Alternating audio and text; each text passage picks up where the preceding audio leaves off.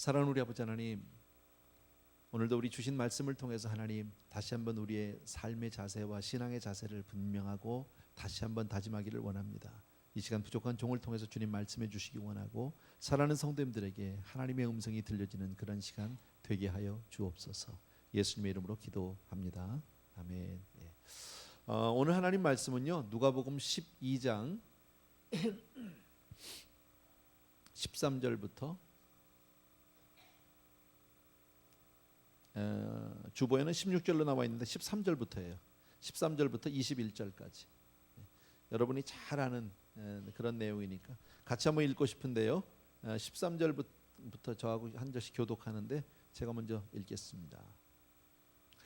무리 중에 한 사람이 이르되 선생님, 내 형을 명하여 유업을 나와 나누게 하소서 하니 이르시되 이 사람아, 누가 나를 너희의 나누는 자로 세웠느냐 하시고 저희에게 이르시되 삼가 모든 탐심을 물리치라. 사람의 생명이 그 소유에 넉넉한 데 있지 아니하니라 하시고 또 비유로 저희에게 일러 가라사대 한 부자가 그 밭에 소출이 풍성하니 심중에 생각하여 가로되 내가 곡식 쌓아둘 곳이 없으니 어찌할꼬 하고 또 가로되 내가 이렇게 하리라.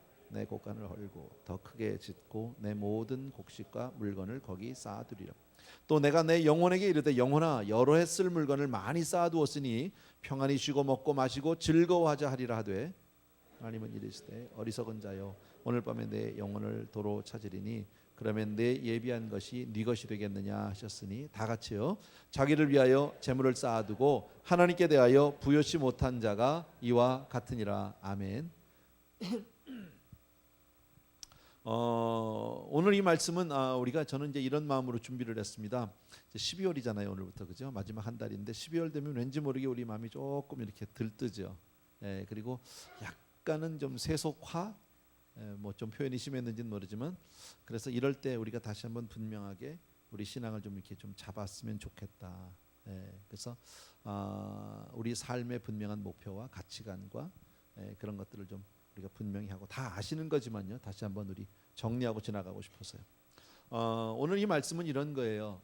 예수님이 많은 무리들 가운데 이제 복음 말씀을 전하고 있습니다. 하나님 나라 이야기를 지금 전하고 계시는데 그 많은 사람들 가운데 한 사람이 예수님 말씀을 듣다가 이 문제를 좀 해결해야 되겠다. 그리고 주님께 나와서 부탁하는 거예요. 근데 참 이 사람이 주님께 나온 건 잘한 거죠.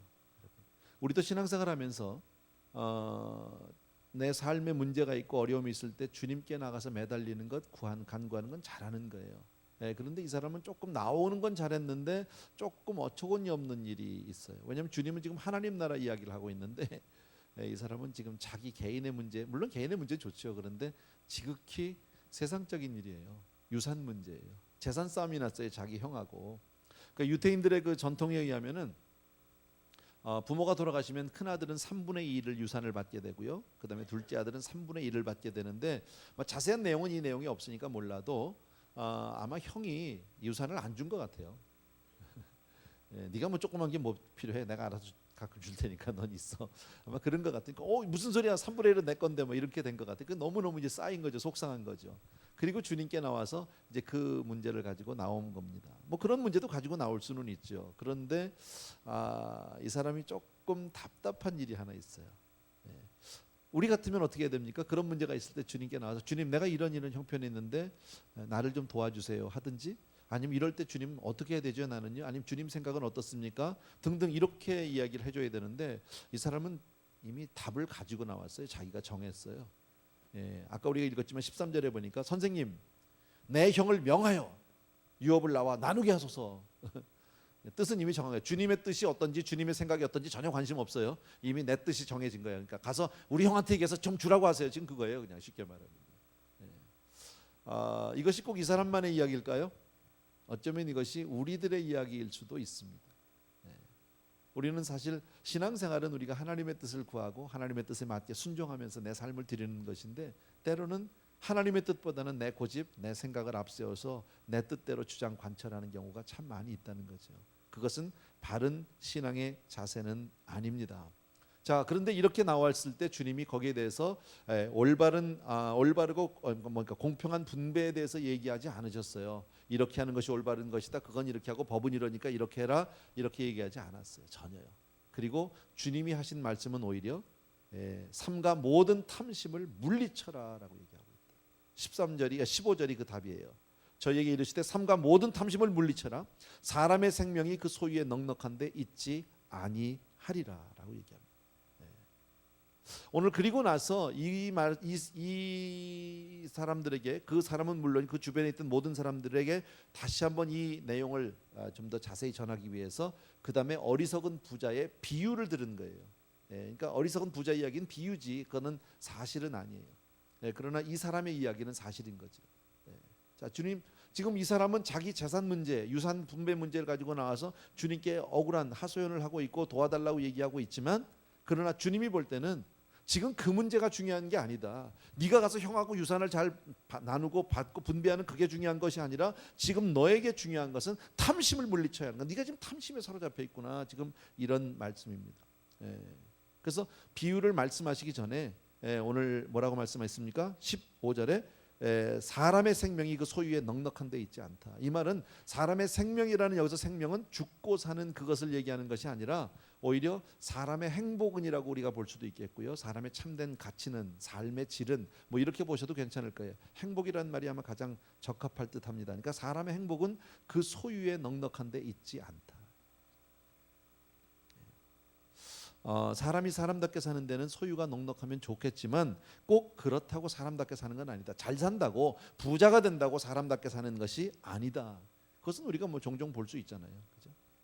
가난해도 행복하게 아주 가치 있게 사는 사람이 있는가 하면, 어떤 사람은 부자지만 정말 고민과 걱정과 근심 속에, 아픔 속에 사는 사람들도 있다.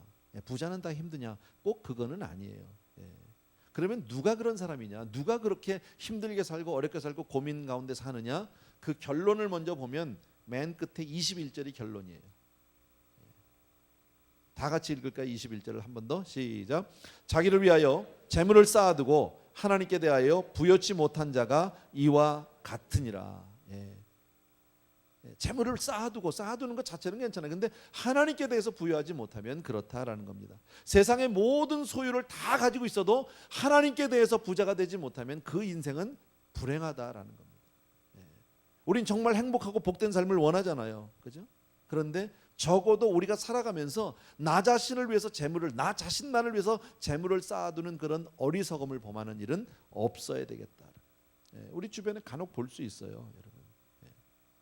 돈은 굉장히 많은데 정신적으로나 인격적으로 부족한 분들이 있죠. 그죠? 굉장히 정말 볼상사납죠. 돈은 많은데 인격을 제대로 갖추지 못하면 참 그죠? 부끄러운 사람이 될 수밖에 없다. 눈꼴 사납다. 그냥 입만 열면 돈 하는 분들이 있잖아요. 모든 사람을 다 돈으로 평가하는 사람들. 그냥 돈만 생긴다면은 그냥 양심도 도덕도 뭐 체면도 없이 그냥 다 버리고 그냥 돈으로 모든 것을 결정하는 분들이 있죠. 그죠? 다 팽개친단 말이죠. 여러분, 그런 사람이 과연 부자일까요? 어떻게 생각하세요? 정말 부자일까요, 그런 사람이? 부자라는 말을 우리가 간단히 그냥 생각하면 부자는 많이 가진 사람이잖아요. 풍족하게 가진 사람이잖아요. 그럼 풍족하게 가졌다면 만족해야 되는 거죠. 그런데 가져도 채워도 마셔도 먹어도 부족함이, 채워짐이, 만족함이 없다면 그 사람은 부자일까요? 안 부자일까요? 어떻게 생각하세요? 세상이 볼 때는 많은 소유를 가지고 부자라고 얘기할지 모르지만 사실은 그 사람은 부자 아니에요. 가난한 사람이죠. 부자라면 만족한 삶을 살아야 된다라는 겁니다. 그래서 자기가 가진 것에 대해서 족한 줄을 모르는 사람은 바로 불행한 사람이다. 그 얘기. 자, 오늘 여기 이 본문에서 저는 두 가지 큰 주제를 가지고 여러분과 나누려고요. 첫 번째는 아까 13절, 15절에서 얘기한 것 같이 삼가 모든 탐심을 물리치라고 그랬잖아요. 그래서 탐심의 문제를 우리가 좀 생각해 보려고 하고요. 그다음에 두 번째는 어리석은 부자잖아요. 무엇이 과연 어리석은 건가? 왜 이 사람은 어리석다고 주님이 말씀하셨을까? 그 두 가지 측면에서만 잠깐 생각해 보려고 합니다. 탐심이 없는 사람은 없겠죠. 이 세상에 다 갖고 싶은 게 있고 뭐 입고 싶은 게 있고 다 원하는 바가 있죠. 그러나 그것을 우리가 적당히 컨트롤을 할 수 있어야죠.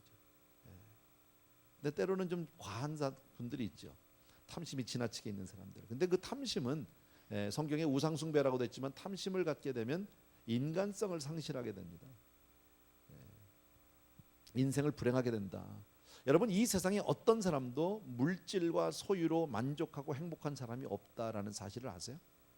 많은 사람들은요, 더 많은 소유가 생기고 더 많은 물질을 내가 얻으면 거기에서 내가 행복하고 거기서 내가 만족할 거라고 생각하는데 뜻밖에도 그렇지 않다라는 겁니다. 돈을 사랑하는 욕망은 바닷물 마시는 것 같아서 끝없는 갈증이래요. 채워도 가져도 부족하다는 거예요. 거기에 무슨 만족이 있겠느냐는 거죠. 그래서 내가 정말 물질에서 안주하고 물질에서 내가 정말 평안을 얻고 하려고 하는 사람들은 끊임없는 불안과 염려와 근심밖에는 가질 것이 없다. 우리 너무너무 잘 아는 그 복음성가 가운데 돈으로도 못 가요. 어디? 하나님 나라에. 근데 그거 생각 안 해요. 돈 가지고 안 되거든요. 근데 사람들은 그 생각을 못 하는 거죠.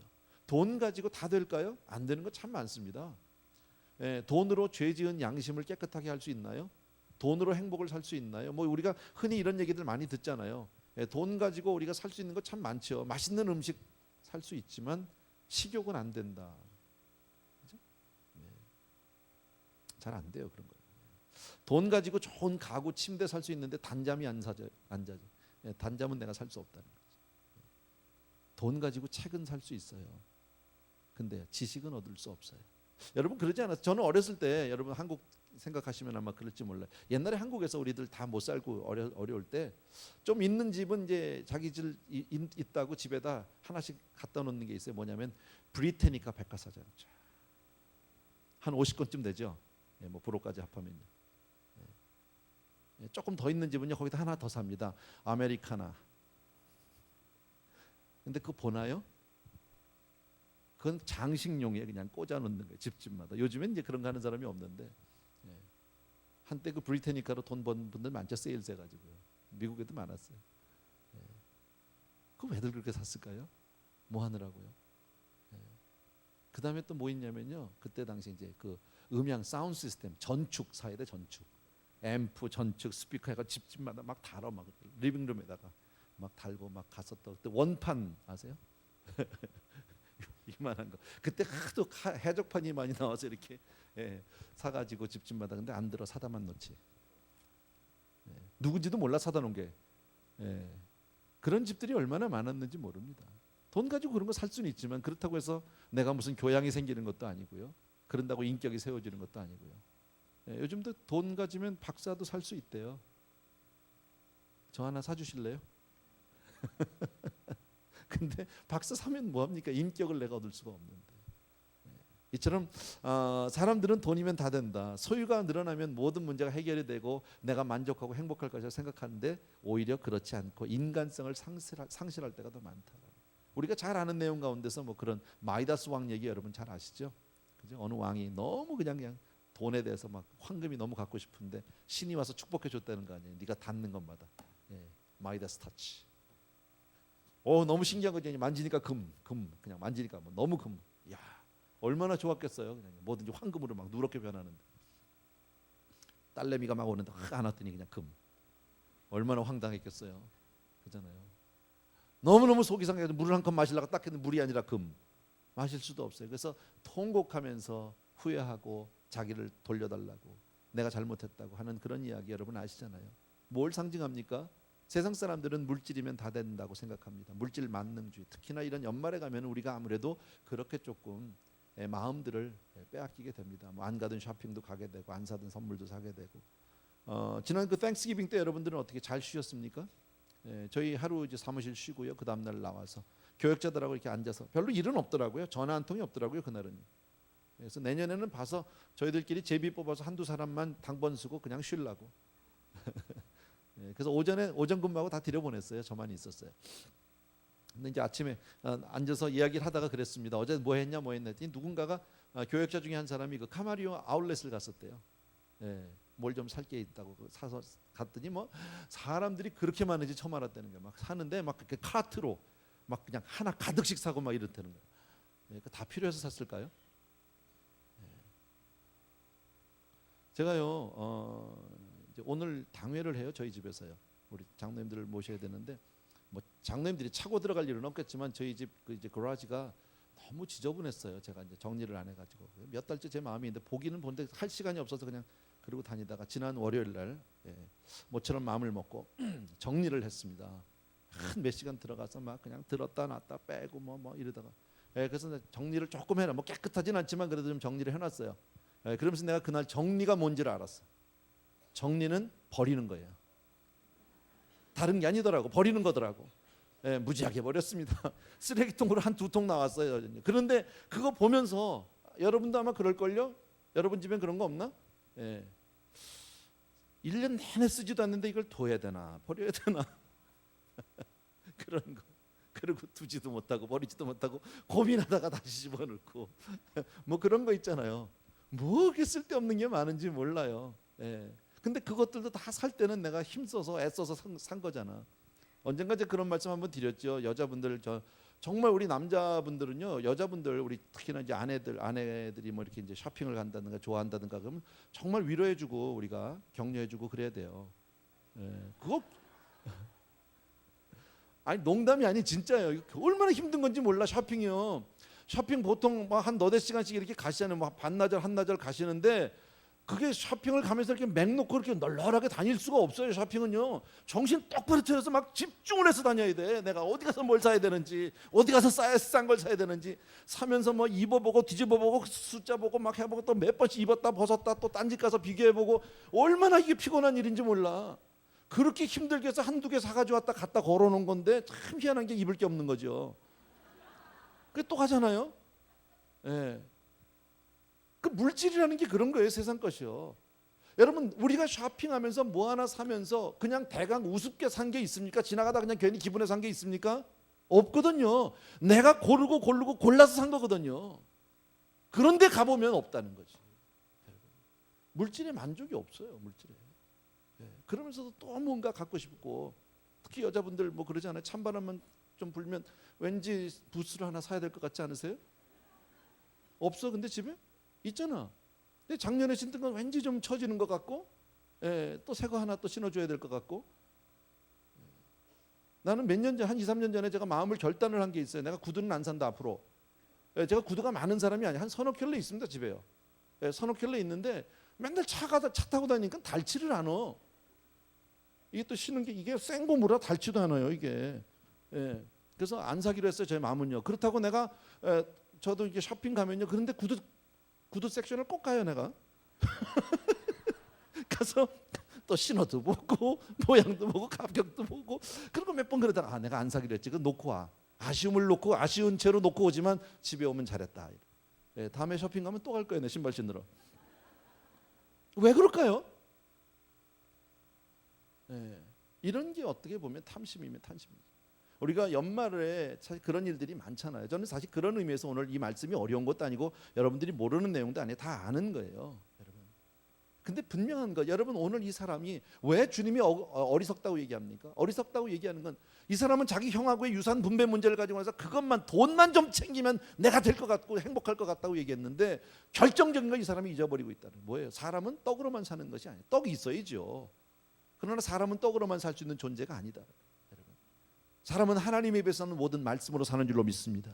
여러분, 이 어리석은 부자에게서 창고에 그냥 막 몇 해 동안 먹을 거 쌓아놓으면 행복할까요? 그렇지 않다라는 거예요. 여러분, 영혼이 이 사람이 그러죠. 창고에 막 쌓아놓고 몇 년 동안 쌓아놓고 그냥 내 영혼아 만족하고 즐기고 뭐 먹고 마시고 하죠. 영혼이 뭘 먹어 먹긴요. 먹는 건 내 육신이죠. 영혼은 하나님의 말씀을 먹어야 하는 거죠. 맞아요? 하나님이 우리를 하나님의 형상으로 지으셨기 때문에 세상 것으로 채워지지 않아요. 아무리 많은 것을 가지고 입고 소유하고 뭐 누리고 살아도 그것 때문에 잠시 기쁨이 있을지는 모르지만 그건 순간이에요. 또 지나가요. 또 부족해요. 맨날 없어요. 여러분, 정말 이상한 거잖아요. 그죠? 가져도 채워지지 않는 그 무엇이 있다라는 거예요. 또 하나 탐심이 무서운 게 뭐냐면 탐심이 도덕성을 상실하게 됩니다. 참 무섭죠. 사람이 배고플 때는요 먹는 문제만큼 시급한 게 없어요. 가장 기본적인 거죠. 그러나 진짜 문제는 배고픔이 해결된 다음이에요. 정말 당장 먹을 게 없어가지고 정말 절대 빈곤에서 오는 육신의 그 아픔, 고통 힘들지만 먹을 것 줘서 그 문제 해결되고 나면 그 다음부터는요 정신적, 문화적, 뭐 도덕적 모든 문제가 따라오기 시작하면 더 복잡합니다. 우리 다 경험해봐서 알잖아요. 우리 한국 못 살 때요. 아침마다 일어나면서 잘 살아보세요, 잘 살아보세요. 우리도 한번 잘 살아보세요. 알죠? 새벽종이 울렸네, 새 아침이 밝았네. 동네마다 다니면서 그 노래를 얼마나 들었습니까? 그래서 결과적으로 잘 살잖아 한국이요. 나는 정말 그런 마음이 있어요. 이 미국 사람들 다 데리고 인천공항 한 번씩 다 데려갔다 좋겠어. 그렇게 멋있는 공항이 어디 있어? 그리고 내가 인천공항에 내가 그렇게 많이 뭐 다니면서도요, 내가 꼭 해보고 싶은 게 하나 있는데 아직 못했는데 앞으로도 못할 것 같아. 그게 뭐냐면 여자 화장실 한번 들어가 보는 거예요. 나를 이상한 사람으로 보진 마세요. 나 들은 얘기예요. 제 아내한테 들었는데 인천공항에 그 여자 화장실 들어가면은 이렇게 그 변기 있잖아요. 그 토일렛 그 시트에 그 커버 종이가 있는데 이제 커버 종이가 있는데 이게 뭐 플러시를 한대나 사람이 한대나 하면 이렇게 새 종이가 나온다는 거야 이게. 근데 남자는 안 하고 그런 게 없어 남자 화장실은. 근데 나 그거 한번 보고 싶은데 전 세계 어느 나라에 그런 거 깔아놓은 공항이 어디 있어 세상에. 인천공항 가면요 랩탑들 삼성에서 나온 거 쫙 뭐 노란색, 빨간색, 핑크색 쫙 깔아놓고요 다 공짜야 그냥요. 다 쓰라는 거예요. 와이파이 다 쓰고 시간 남으면 거기 가서 뭐 그냥 뉴스도 보고 뭐 메일도 보고 뭐 드라마도 볼 수 있어 얼마든지. 얼마나 좋은 나라인지 몰라요. 근데 문제가 없냐는 거예요. 한국이 정말 잘 살게 됐거든요. 근데 OECD 국가 중에서요 자살률 1위인가 2위인가 그래요 우리요.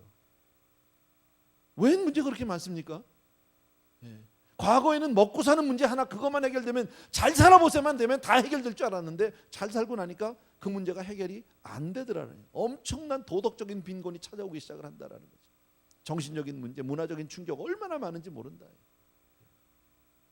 여러분 예를 들어서 우리 초등학교 다닐 때 여러분 아마 그 국어책인지 도덕책인지는 모르는데 그런 내용이 있어요. 아마 공부할 때 다 보셨을 거예요. 의 좋은 형제 이야기 아세요?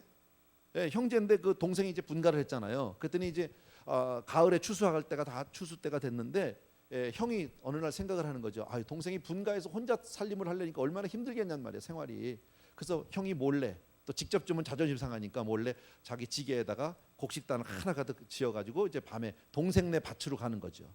또 동생은 형은 부모님까지 모시고 사는데 얼마나 힘드냔 말이야. 형도 생활이 어려울 텐데 내가 드려야지. 그래서 곡식단을 내가 탁 지고서는 형네 집으로 가다가 형네 밭에 둘이 만나서 서로 뭐 해피엔딩 뭐 이런 거 알잖아 우리요. 근데 진짜 문제는 그 다음부터잖아요. 물론 교과서에 그 얘기는 없어요. 근데 그러고 나서 형제가 잘 살게 됐거든요. 그러고 나서부터 머리 터지게 싸운다 이거지. 여러분 대개 보면 형제들이 가난한 집에서 자란 형제들은 의가 좋아요. 어려운 집 아이들은 의가 좋아요. 근데 부잣집 아이들은요 형제지간 안 좋아요. 왜 그래요?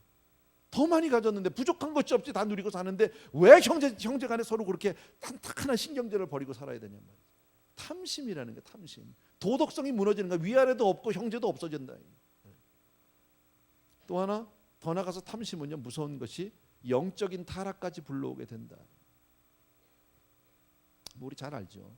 유럽의 교회들, 미국의 교회들, 한국의 교회들 지금 잘 사라지면서 신앙들이 막 지금 엉망이 되죠. 가끔 뭐 유럽 여행들 가보시면 알지만요, 그 어마어마한 성당들, 우리 교육권 하나 지면서도 이렇게 정말 정말 하나님의 은혜로 너무 감사하고 대견한데 사실 그런 성당에 대하면 이거 건물도 아니지 이거는요. 근데 그 옛날에 그런 건물을 지려면 그 어마어마한 성당들을 지려면 그 교세나 그 성도님들의 헌신과 희생은 말할 수 없이 우리 상상할 수 있잖아요. 근데 왜 거긴 전부 관광지가 됐냐고. 예배는 안 드리고 교세가 없이 교인이 없이 그렇게 질 수 있냔 말이죠. 지금 뭐 다 여기 윌체어만 나가도요 그 큰 교회들 있잖아요. 빌딩 옛날에 지어놓은 것들 건물들 그 겨우 명맥을 유지하는 게 주말마다 결혼시켜서 명맥 유지하잖아. 교인은 하나도 없어요. 어디 갔냐고 다. 잘 살면 사람들은 신앙생활 잘 안 해. 그러니까 사실 목회는요 조금 이렇게 평균 이하로 가면 목회가 조금 쉬워요. 따끈따끈해요. 그리고 끌어들이기도 좋고요. 말도 잘 들어. 근데 좀 살면 말 안 들어.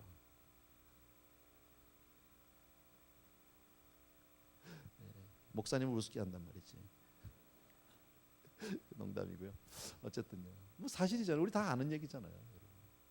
탐심이라는 것이 이렇게 무섭다라는 거예요. 그래서 주님이 지금 이 사람이 나와서 자기 형하고 재산 문제 얘기할 때 아니 너 모든 탐심을 물리쳐라. 그거부터 시작한다.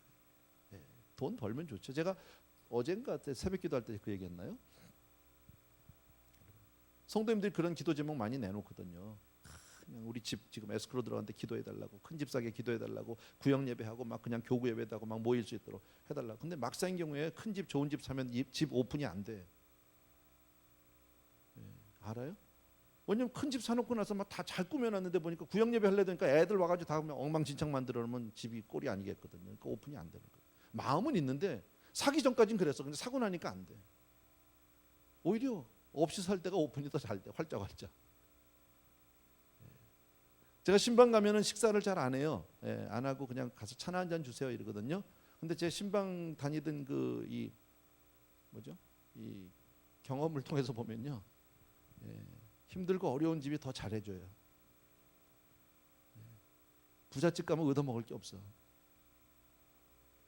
예, 근데 없는 집은 가면은 막 그냥 있는 대로 차려가지고 나와서 너무 미안해. 예, 그런 경우들이 많아요. 뭐 대접받고자 하는 건 아니지만 어쨌든 그렇다라는 거예요. 여러분 탐심이라는 것이 이렇게 무섭게 살아요. 가졌다고 그것이 없어지는, 물질을 많이 소유했다고 내가 탐심이 없어지는 것이 아니다. 근데 성경이 탐심은 뭐라고 그래요? 우상 숭배라잖아요. 예. 연말 되면 많이 쇼핑도 다니게 되고요. 아무래도 뭐 선물도 주고 받고 이러다 보면요, 우리 마음이 그리로 갈 수 있다. 또 연말 되면 이런, 혹시 그런 부인이 계시진 않습니까? 이번 연말에 내 남편이 이 남자가 뭘 주나 안 주나 보자 어디. 민크 코트를 사오나 안 사오나 보자. 뭐 이럴 수도 있잖아. 예. 근데 자기 남자가 민크 안 입었으면 안 입는 게 맞는 거예요. 예. 근데 우리 교회 내가 보니까 남자들 중에 민크 입은 남자가 없어. 아시겠죠? 그러니까 쓸데없는 거 바라지 말라고. 그런 거 가지고 그거 있다고 행복하지 않아요. 입을 수 있겠지만 꼭 그게 중요한 것은 아니다. 여러분 10계명 가운데서 마지막 계명이 뭔지 아십니까? 10계명 중에 우리 거의 기억 못하죠. 예. 내 이웃의 집을 탐내지 말라요. 탐심으로 마치고 있어요. 10계명에서 마지막 계명은요. 그리고 내 이웃의 아내나 내 이웃의 남종이나 여종이나 탐내지 말라라고 그렇게 말씀합니다. 탐심을 금하는 것이 계명의 마지막이다. 왜? 탐심은 보이지 않는 죄니까. 여러분, 탐심의 노예가 되면 그때부터 불행해진다라고 성경은 말씀합니다. 탐심을 물리치지 않으면 절대 인생은 행복하지 않다. 성경에 예수님이 복음서에 보게 되면 그 비유가 있어요. 오늘 그 어리석은 부자의 비유 같은 거 많은 비유가 있잖아요, 그죠? 그 비유가 40개가 있습니다. 이거 뭐 참고로 그냥 들어두시면 됩니다. 근데 그 중에서 물질, 소유, 돈에 관한 비유가 16개입니다. 그럼 몇 퍼센트예요? 40%. 그만큼 우리에게 민감한 문제예요. 예, 사실 없는 사람 아무도 없잖아요. 제가 가끔 하는 말이지만 여러분, 눈을 조용히 감고 돈을 묵상을 해봐요. 기분이 좋다니까. 얼굴 미소가 딱 띄어진다니까. 왠지 돈을 생각하면 내가 기분이 좋아. 왜 그럴까요, 사람이? 그 일종의 탐심이라고 볼 수 있겠죠. 예, 근데 성경을 보면 탐심을 가진 자 중에서 하나님 앞에 구원받은 사람이 없어요. 제일 먼저 나오는 사람은 하와. 하나님처럼 돼보겠다고 선악 갖다 먹었던 사람. 두 번째 나오는 여자는 여자인데 두 번째도요, 미세스 롯. 롯의 아내 기억하시죠? 소돔성을 빠져나올 때 그 불과 유황의 심판이 있는데 뒤돌아서 뭐가 내 집, 내 폐물, 아이고 어저께 산 그릇, 그 뒤돌아섰다가 소금 기둥 되잖아요. 아간, 여리고성을, 정말 여리고성 생각해 보십시오. 엄청난 기적 아니에요? 하나님 말씀을 듣고 여리고성을 매일 한 바퀴씩 돌다가 마지막 날 6바퀴 돌았단 말이에요. 7바퀴 돌았습니까? 일단 돌았단 말이지. 13바퀴를 돌았는데, 그러고 나서 그냥 성이 그냥 막 흔들리면서 무너지기 시작. 어마어마한 기적을 체험했잖아요. 그리고 이제는 이미 전쟁은 승리했고 가서 정리 차원에서 들어간 거잖아요. 들어갔는데 거기서 아간이 발견한 게 뭡니까? 털코트 하나 본 거예요. 아마 초겨울이었었는지 모르겠어요. 아, 이거 와이프 주면 좋아하는데. 금 몇 덩어리 하나. 그것 때문에 아간과 그 일족이 아골골짝에서 돌에 맞아 죽잖아요. 처참하게. 탐심이라는 게 이렇게 무슨 아무것도 아닌 것 같은데, 가장 무서운 사건은 가룟 유다죠. 은40, 써보지도 못하는 은40에 주님을 팔아버리는 그런 이야기들. 여러분, 우리 잘 알잖아요. 돈을 사랑함이 일만하게 뭐라고요? 뿌리라니까. 일만하게 뿌리가 돈을 사랑하는 거라니까요. 야고보서에서는 이렇게 말씀해요. 욕심이 잉태한즉 뭐를 낳고? 죄를 낳고 죄가 장성한즉 사망을 낳는다. 욕심, 결국 탐욕을 가지면 결국은 간다 망한다 그 얘기죠. 그런데 사람들은 끊임없이 물질을 통해서 만족을 얻으려고 하고 물질을 통해서 내가 행복하려고 하고 그렇게 생각한다. 스펄전 목사님이 이렇게 말씀하셨어요. 나는 수천 명의 사람들이 회심하는 것을 보았습니다. 그런데 탐심을 가진 자가 회심하는 것을 본 일이 한 번도 없습니다. 많은 사람들이 도적질한 죄를 회개하고 간음한 죄를 회개하고 거짓말한 죄를 회개하고 살인한 죄를 회개한다. 그러나 그 마음속에 있는 탐욕을 회개하는 사람은 없다. 여러분은 어떠세요? 마음속에 있는 탐욕을 회개해 보신 적이 있습니까? 하나님 앞에 인색한 사람이 신앙 성장을 하는 일을 본 적이 없다라고 이렇게 스펄전 목사님은 말합니다. 탐욕을 버리면 가난해도 행복하다. 여러분 이 땅에서 돈 많이 벌고요. 많이 버십시오. 근데 그것을 하나님을 위해서 올바로 쓰지 못하면 그 모든 돈은 심판의 대상으로 변하고 맙니다. 솔로몬의 기도 아시죠? 나로 가난하게도 마옵시고 부하게도 마옵시고 오직 필요한 양식으로 내게 먹이시옵소서. 혹 내가 배불러서 하나님을 모른다 여호와가 누구냐 할까 하오며 혹 내가 가난해서 도적질하고 하나님의 이름을 욕되게 할까 두렵다. 그렇게 많이 가져보고 누려본 사람이 이렇게 기도하면 이거 맞는 거예요. 그죠? 많이 갖는다고 되는 문제가 아니에요. 그래서 우리 크리스찬들은 탐심을 물리치고 예수님의 마음을 품어야 할 줄로 믿습니다. 너희 안에 이 마음을 품으라 곧 예수 그리스도의 마음이라고 그랬잖아요. 주님의 마음으로 채워야 합니다. 그러니까 연말을 보내면서 여러분 흔들리지 말라고 지금 이 말씀 드리는 거예요. 뭐 많이 흔들리지는 않겠지만요. 자칫 우리도 잘못하면 세속적인 사람으로 우리가 변할 수 있기 때문에. 또 하나 아까 제가 말씀드린 두 번째 주제 가운데서 어리석다고 그랬잖아요. 세상적으로 보십시오. 지금 이 부자의 이야기를 보면 주님이 이 사람이 한 해 농사를 했습니다. 근데 그리고 나서 추수할 때 보니까요 엄청나게 풍년이에요. 몇 해 동안을 먹고 살 만큼 된 거예요. 여러분 비즈니스 굉장히 잘한 거잖아요. 세상적으로 보면 이 사람이 어리석은 사람일 수 있어요? 똑똑한 사람이죠. 난 사람이죠. 근데 주님은 그 사람을 똑똑하다고 얘기도 하지 않고요. 대단하다고 얘기하지 않고 한마디로 어리석다고 얘기한다. 불쌍한 사람이다라고 얘기한다. 왜 그럼 주님이 왜 어리석다고 했겠느냐? 그 몇 가지 포인트만 제가 좀 집어드리려고요. 여러분. 자, 이 사람이 정말 가을에 풍성한 소출을 보게 돼 엄청난 소출을 보았습니다. 많은 것을 돈을 많이 벌었습니다. 그리고 나니까 이 사람이 뭐가 생겼어요? 걱정이 생겼어요. 이거 다 어디다 갖다 놓냐? 이거 큰일 났다. 이거 창고 져야 되겠다. 큰일 났다. 근심과 걱정이 생겼다는 거예요. 여러분 그런데 우리의 삶 가운데 하나님의 축복으로 말미암아 엄청난 소득을 얻었다. 우리 뭐 해야 합니까 그러면? 두자. 감사해야지 감사. 이 사람 감사가 없다는 거예요. 여러분 감사를 한다는 얘기는 늘 하나님의 임재를 내가 기억하고 있다는 거예요. 근데 이 사람에게는 하나님이 없어요. 감사가 없다는 얘기는 자기밖에 없는 거예요. 그리고 하나님이 나에게 먹고 쓰고 남을 만큼 주셨다면 뭐 하라고 주신 겁니까? 남을 위해서 사용하라고 준 거잖아요. 다 퍼주고 그냥 낭비하라고 준 게 아니라 다른 사람을 위해서 쓸 수 있도록 하나님의 일을 위해서 잘 사용할 수 있도록 주라고 준 거잖아요. 그러면 이웃을 생각하고 나눌 생각을 해야 되는데 이 사람은 뭐만 생각합니까? 다 모아서 쌓아놓고 나만 혼자 먹겠다는 겁니다. 그러니까 자기밖에 없는 사람이에요. 그래서 어리석다고 주님이 말씀하시는 거예요. 성경은 뭐라고요? 너희를 위하여 보물을 땅에 쌓아두지 말라. 거기는 좀과 동록이 해하며 도적이 구멍을 뚫고 도적질하느니라 그랬죠. 세상에는 쌓아둘 곳이 없다라는 거예요. 어디를 믿어 어디를요? 한 1년쯤 전인가요? 왜 신문에 났었잖아요. 은행에 가면 뭐 그런 거 있다면요. 뭐 세이프 디파짓 박스? 세이프티 디파짓이야. 세이프야.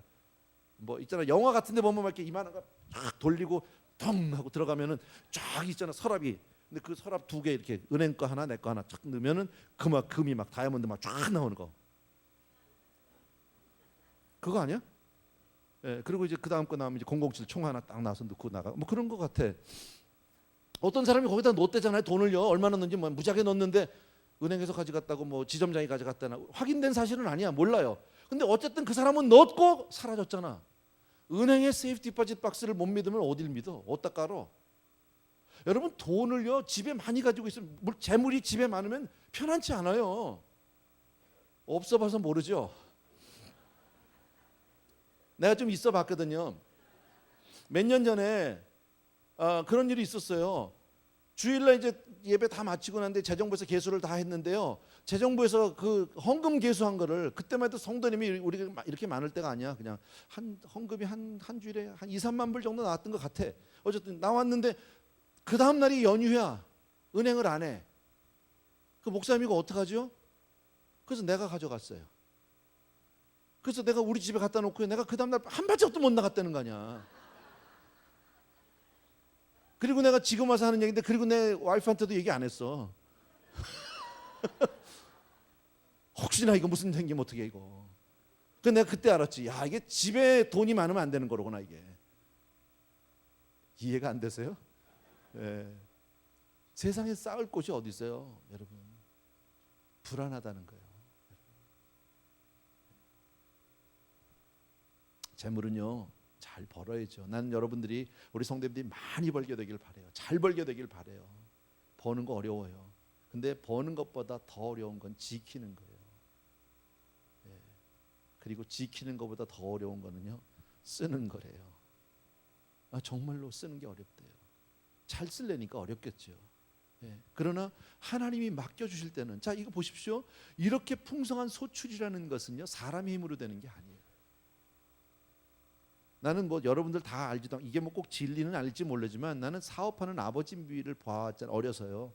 근데 평생 잘 버신 게 아니에요. 몇 년에 벌어요. 벌 때가 있어요. 비즈니스가 될 때가 있더라고. 확 올라갈 때가. 그리고 나머지는 이렇게 현상 유지하고 조금 왔다 갔다 하다 또 한번 기회를 잡고 올라가고 이러지, 쭉 올라가면 뭐 다 돌게. 네, 그렇지 않아요. 네. 그러면 그렇게 많이 벌었다는 것은 하나님의 은혜가 있는 거잖아요. 하나님이 축복해 주신 거잖아요. 그러면 하나님이 주셨다는 걸 기억하면 나는 정말 겸손한 마음으로 그걸 잘 관리할 생각을 해야 되는데, 네. 여러분, 가진 사람하고 없는 사람하고 누가 더 걱정이 많을 것 같아요? 네. 그건 여러분이 다 알아요. 그잖아요. 네. 걱정이 많아요. 내가 아까 그랬잖아요. 헌금 한 주 내가 집에 가지고 들어갔더니 그때 밤에 잠도 잘 안 와. 불안하더라고. 혹시라도 누가 올 것 같기도 하고요. 예. 사람 마음이 그래. 안 돼, 여러분. 성경이 말씀한 것 같이 어차피 이 땅에는 쌓아둘 곳이 없다, 여러분. 근데 이 부자는 뭘 몰라요? 어차피 이 세상엔 쌓을 곳이 없는데 그것을 잘 지키고 잘 관리하고 잘 써야 되는데 그걸 모르고 이게 다 내가 깔고 앉아서 먹는 건지 알고 있다. 그죠? 또 하나, 이 사람의 왜 어리석음이 있습니까? 19절에서 이렇게 말씀하지요. 내 영혼에게 이르되, 영혼아, 여러 해 쓸 물건을 많이 쌓아두었으니 평안히 쉬고 먹고 마시고 즐거워하자. 얼마나 좋아. 이렇게 많으니까 이제 잘 먹고 잘 살자. 예. 근데 이 사람이 뭘 모르느냐? 자기 영혼이 자기가 마음대로 할 수 있는 자기 게 아니라는 걸 몰라요. 여러분, 내 생명이 내 거예요, 아니에요? 아니에요, 여러분. 예. 이 사람이 그렇게 얘기하니까 내 영혼아, 잘 먹고 잘 쓰고 잘 쉬자 뭐 이랬더니 20절을 그 바로 다음 절에 주님이 바로 그러잖아. 오늘 밤에 내 영혼을 내가 도로 찾으리니. 주님이 찾는 데잖아, 그냥요. 나하고 의논해요? 안 해요, 여러분. 주님이 오라고 하면 가는 거죠, 맞죠? 생명이 내 것이 아니라는 거 우리 알 수 있는 게, 아무리 주님이 오라고 하면요, 내가 아무리 주님 앞에 매달려도요 1분도 연기할 수도 없어요. 그냥 주님이 오라면 가는 거야. 무슨 얘기예요? 내 거 아니라는 얘기예요, 여러분. 예. 그런데 이 사람은요, 뭐라고까지 해요? 이렇게 많이 싸니까 여러 해 동안 먹고 살까. 여러 해 동안, 여러 해는 무슨 여러 해? 누가 줘야 여러 해지. 여러 해가 내 거냐고. 아니할 말로 우리 집에 있는 냉장고에 음식이 많아도 오늘 저녁에 그게 내가 먹을지 안 먹을지 어떻게 알아? 그래 안 그래요? 맞잖아. 내 거 아니라니까요, 여러분. 생명은 내 것이 아님을 분명히 하셔야 합니다. 그 잠언에서 이렇게 말씀합니다. 너희는 내일 일을 자랑하지 말라. 하루 동안에 무슨 일이 날는지 내가 알 수 없음이니라. 몰라요, 아무도요. 하나님이 주셔야 내일이 내 거지, 안 주시면 고만이다, 여러분. 예. 게다가 영혼을 해서 먹고 마시자고요, 즐기자고. 영혼이 뭘 먹고 마십니까? 먹고 마시는 건 내 육신일 뿐이죠. 영혼은 하나님의 말씀을 먹는 줄로 믿습니다. 먹는 음식이 다 달라요. 영혼은 하나님의 말씀을 먹고 육신은 밥을 먹고 마실 거를 마시고 이러는 거잖아요. 그죠? 먹고 마시고 즐기는 내 육신이지 영혼의 문제는 아니에요, 여러분. 근데 이 사람은 영원히 먹고 마신다고 착각하고 있다. 한 가지만 더 우리 볼게요. 이 사람의 어리석음이 인간의 존재는 영혼의 유무에 있다라는 겁니다. 말이 조금 어렵습니까, 여러분? 육신은 영혼의 지배 아래. 무슨 얘기냐면요, 내가 지금 살아있는 것은 영혼이 지금 내 육체 가운데 있기 때문이죠. 여기서 영혼이 빠져나가면, 내 몸에서 영혼이 빠져나가면 난 뭐야? 죽은 거예요. 그럼요. 살아있다는 것은 영혼이 있기 때문이에요. 그러니까 영혼이, 그러니까 성경에서 그것을 순서를 가르쳐 주잖아요. 사랑하는 자요, 내 영혼이 잘된 것 같이 범사가 잘되고 강건하기를 내가 간구한다는 거 순서지요. 영혼이 잘되고 육신이 잘되고 범사가 잘되는 복이잖아요. 그리고 물질은 그 바깥에요. 이해되시면 아멘. 근데 사람들은 어떻게 생각합니까? 물질을 가지고 내가 다 행복할 거라고 거꾸로 착각하고 있다라는 거죠. 영혼이 잘 돼야 물질도 다스리고 물질도 관리하고 내가 잘 살 수 있는 것을 물질 가지고 거꾸로 하려니까 되냐고요. 안 되죠. 채워지지가 않죠. 그거는요, 하나님의 창조의 원리에 맞지가 않으니까. 여러분, 세상 것을 아무리 많이 가져도 하나님 앞에 부여하지 못하면, 신앙적으로 내가 하나님 앞에 바로 서지 못하면 그 영혼은 절대 행복할 수 없다라는 겁니다. 여러분, 한마디로 내가 오늘 아무리 많이 가져도 그것이 내 것입니까? 아니다라는 거예요. 오늘 성경이 말씀하잖아요. 어리석은 자요, 오늘 밤에 내 영혼을 도로 찾으리니 그러면 내 예비한 것이 네 것이 되겠느냐 그랬죠. 너는 지금 창고에 이만큼 쌓아놓고 내 거다, 이건 전부 내 거다 이러고 있는데, 내가 네 영혼만 가져가면 그 다음에 이 많은 거는 누구 게 돼요? 몰라. 그러니까 전도서에서 그런 말씀하잖아요. 누가 잠언에서, 전도서입니다. 전도서에서 그 솔로몬이 그러잖아요. 정말 내가 인생 가운데 정말 웃기는 일을 봤다. 내가 뭐 이해가 안 되는 아이러니가 있다. 버는 놈 따로 있고 쓰는 놈 따로 있더라. 그 얘기 하잖아요. 이해가 안 된다는 거예요. 내가 벌었으면 내가 써야 되는데 왜 벌기만 나는 죽자도록 벌고 나중에 보니까 나는 못 쓰고 가고 딴 놈이 써. 이건 뭐냐 도대체, 이거 인생이. 전도서에 그렇게 내가 표현을 좀 현대식으로 했지만 내용은 그거잖아요. 여러분, 이게 얼마나 웃기는 얘기냐는 거죠. 여러분, 물질은 지금 소유, 내가 가지고 있는 게 내 것이 아니라는 것을 우리는 분명히 깨닫고 살아야 합니다. 물질은 본래 내 것이 아닙니다. 그리고 앞으로도 내 것이 아닙니다. 여러분이 아무리 많이 가지고 있어도 내가 떠나면요, 내가 아니에요. 맞죠? 그러면 지금 내가 가지고 있는 건 뭐예요? 지금 내가 소유하고 있는 거는요, 그건 하나님이 나에게 맡겨주신 거예요. 여러분, 지금 내 소유가 하나님이 나에게 맡겨주셨다 믿어지시면 아멘. 맞죠? 하나님이 맡겨주셨다면 맡은 자의 구할 것은 충성이잖아. 성경에 맡은 자의 구할 것은, 그러면 맡겨주신 분에게 우리가 그 맡겨주신 걸 가지고 충성을 다하는 것이 우리의 본분이잖아요. 그것을 내 거라고 생각하고 있으면 그건 큰 착각이라는 거지. 세상 사람들은 그렇게 살아요. 그러니까 만족이 없어요. 행복하지 않아요. 그리고 더더욱이나 무서운 거는 마지막 날에 가서 심판받아요. 그걸로요. 여러분, 내 건강, 내 자식, 내 거예요? 아니에요. 그것도요, 하나님이 가져가시면 그만인 거예요. 여러분, 어리석은 사람은 뭐가 어리석은 겁니까? 이 모든 것이 자기 것이 아니라는 사실을 모르고 있는 거예요.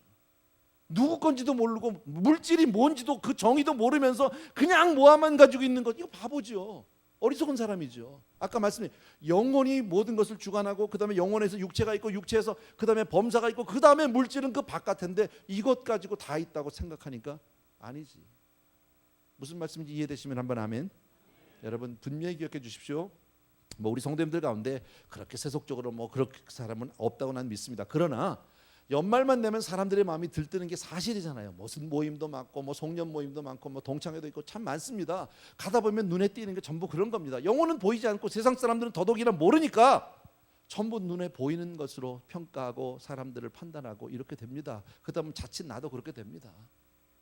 선물을 하나 사도 남들은 보니까 명품을 사는데 나는 아니고, 그럼 왠지 거기에 대해서 나는 조금 위축감을 느끼게 되고 그럴 수 있습니다. 그러나 우리의 진정한 가치를 거기서 찾으면 안 된다. 우리 크리스찬은 세상을 닮아가는 사람이 아니라 우리는 하나님의 것임을 분명히 깨닫고 살아야 될 줄로 믿습니다. 그래서 너희 안에 이 마음을 품으래요. 곧 그리스도 예수의 마음이니 탐심을 물리치고 오직 예수 그리스도를 닮아가는. 여러분, 우리에게 12월이 아름다울 수 있는 건 주님이 오셨기 때문이잖아요. 성탄절은 바로 주님이 오신 것을 우리가 축하하는 거잖아요. 바로 우리는 그러한 믿음으로 분명하게 정말 우리가 든든하게 이 세상에서 승리하며 사는 여러분 되길 주의 이름으로 축원합니다. 아멘. 기도하겠습니다. 사랑하는 우리 아버지 하나님, 주님의 은혜를 진심으로 감사합니다. 우리가 살고 있는 이 세상이 바로 정말 보이는 육신의 세상이고 물질계입니다. 그러나 하나님 그 가운데서 우리를 불러주셨고 구원해 주셨고, 그리고 하나님 우리를 정말 이렇게 믿음 가운데로 축복해 주심을 진심으로 감사합니다. 사랑하는 성도님들이 이 연말을 지내면서 더욱더 굳건하게 정말 믿음 안에서 가치관을 분명히 보게 하여 주시기 원하고, 이 땅에 발을 붙이고 살아도 하나님의 자녀로 그 권세를 가지고 승리하는 성도님들 다 되어줄 수 있도록 축복하여 주옵소서. 예수님의 이름으로 기도합나이다. 아멘. 자리에서 다 일어나셔서요, 우리 주 내 소망은 주도 알기 원합니다. 우리 같이 찬양하겠습니다.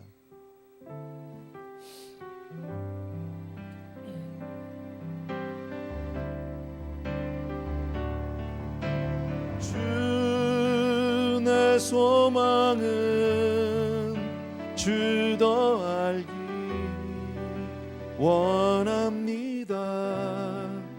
이전보다 더 가까이 가기 원합니다.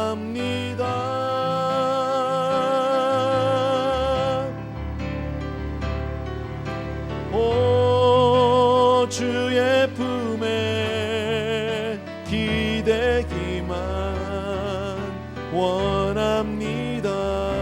주의 사랑으로 변화시켜 주시옵소서.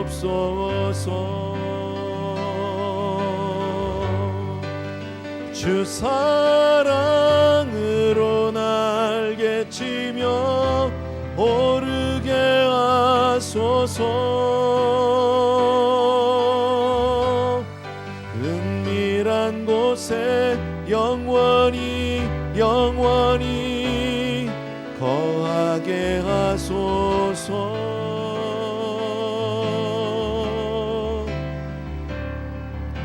오 주의 사랑 부끄러워 않겠어요. 주의 사랑으로 변화시켜 주시옵소서. 아멘. 참 고마우신 우리 아버지 하나님, 오늘도 우리에게 귀한 말씀을 통해서 정말 분명한 가치관과 아버지의 삶의 방향을 정할 수 있도록 도와주신 것 진심으로 감사합니다. 하나님, 우리가 이 땅에 발을 붙이고 육신으로 살아도 분명히 하나님의 자녀임을 우리가 잊지 않게 하여 주옵소서. 그리고 늘 하나님의 임재를 떠나지 않는 우리 복된 성도님들 다 되게 하여 주시기 원하고, 하나님께서 이 시간 친히 머리마다 기름을 부어주시기를 간절히 고안합니다. 사랑하는 아버지, 오늘도 우리 귀한 성도님 주님께서 맡겨주신 것 가운데 가장 귀한 것들을 구별하고 택해서 하나님 앞에 이처럼 이 시간 예물로 드립니다. 이것이 우리의 자신이고 우리의 소원이고 우리의 간구고 우리의 고백입니다. 주님, 우리 귀한 성도님들을 주의 손에 올려드리오니 받아주옵소서. 그리고 두 손 들어 하나님께서 이들을 축복하여 주시옵소서. 이제는 우리 주 예수 그리스도의 은혜와 하나님 아버지의 극진하신 그 사랑하심과 성령님의 함께 주신 놀라운 은총이 이 자리에 있는 모든 사랑하는 성도님들을 위해 이제로부터 영원토록 함께 계시를 지어다. 아멘.